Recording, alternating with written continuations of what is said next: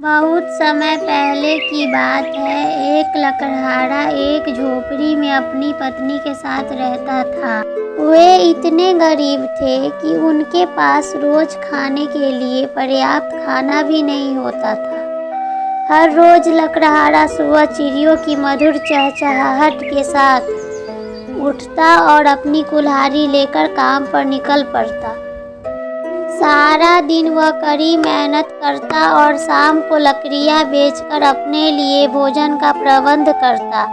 लकड़हारा बहुत गरीब था, लेकिन उसकी पत्नी बहुत लालची व स्वार्थी थी।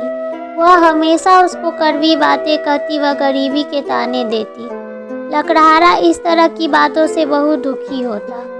पत्नी के कहे हुए शब्द उसे बहुत कष्ट दे रहे थे। वह अपनी कुल्हाड़ी को एक तरफ रखकर नदी के किनारे छायादार पेड़ के नीचे बैठ गया।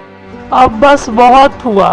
जब तक मैं आज के दिन पर्याप्त पैसा नहीं कमा लेता, तब तक मैं अपने घर वापस नहीं जाऊंगा।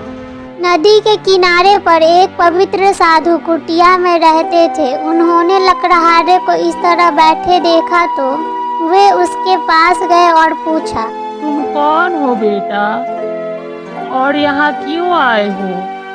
लकड़हारे ने जवाब दिया, हे महात्मा, मैं गरीब हूँ। मेरे पास इतने पैसे नहीं कि मैं अपनी पत्नी को पर्याप्त भोजन दे सकूं, और मैंने निश्चय किया है कि मैं तब तक घर वापस नहीं जाऊंगा जब तक अपनी पत्नी के लिए पर्याप्त भोजन नहीं जुटा लेता। महात्मा को उस व्यक्ति पर दया आई।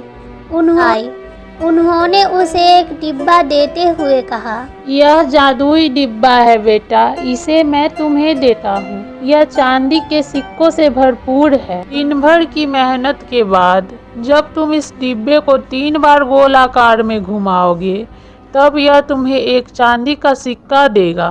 लेकिन ध्यान रहे, इस डिब्बे को कभी भी खोलने का प्रयास मत करना बेटा। लकड़हारा खुशी खुशी घर जाकर पत्नी को सारी बातें बताता है। भाग्यवान, ओ भाग्यवान। क्या है, क्यों चिल्ला रहे हो? देखो भाग्यवान, मुझे क्या मिला। ये क्या है? ये मुझे साधु बाबा ने दिया है जब मैं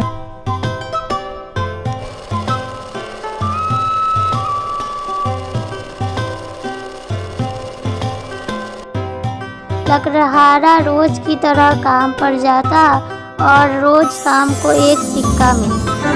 एक दिन पत्नी को लालच आया। उसने सोचा, इस डिब्बे को खोलकर सभी सिक्के निकाल लेती हूँ, फिर हम जल्दी ही अमीर बन जाएंगे।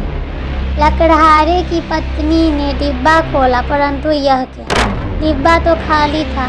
अपने लालच की वजह से उसने सब कुछ खो दिया।